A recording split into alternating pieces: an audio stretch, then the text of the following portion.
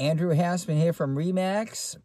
Today we're talking about a situation that's probably going to affect many purchasers of presale condos and townhouses. So anyone that entered into a contract to purchase a condo or a townhouse on a presale development, if they did so, say, in the last couple of years, maybe in late 2020 or in 2021, of course, they purchased those properties thinking that they could possibly finance those purchases, in a couple of years' time.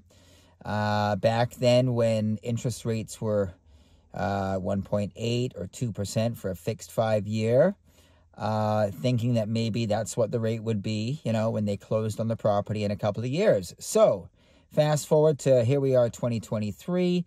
Many of those developments are coming to completion in the next 6 to 12 months.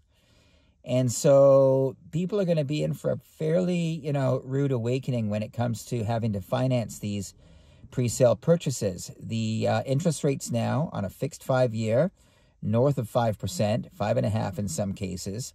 So all of a sudden, they're going to be facing dramatically higher mortgage costs, interest payments.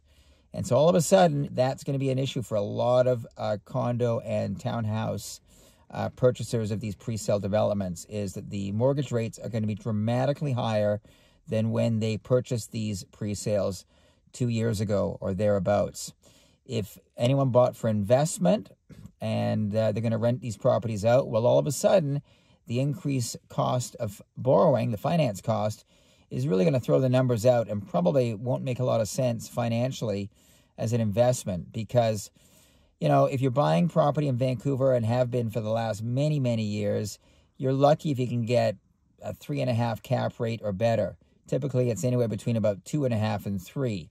So think about it. You're going to get a 2.5, 3% return on your investment, but your cost of borrowing is going to be 5.5, and in some cases, maybe even 6% if it's a purchase on investment. So all of a sudden, you've got what's called negative leverage. You're making a much smaller return on your investment, and your borrowing cost is dramatically higher. Doesn't make a lot of sense unless you've got some inside information knowing that this property is going to appreciate in the near term and going forward. So this obviously throws the numbers out of whack, and people need to be aware that when they complete on these purchases in the next 6 to 12 months, the cost of borrowing is dramatically higher today than it was 2 years ago when they entered into these contracts. So this may be an issue for some people qualifying for their mortgage. And so what I would suggest for anyone that's in that situation and thinking this might be an issue, have a conversation with your realtor. Maybe just carefully look at these numbers and do some pro forma calculations to figure out if you close today, what your mortgage payment would look like and if that's even affordable. Hey, it's Andrew Hasman. We're always here to provide great information. If you have any questions regarding this topic or any others, feel free to reach out anytime.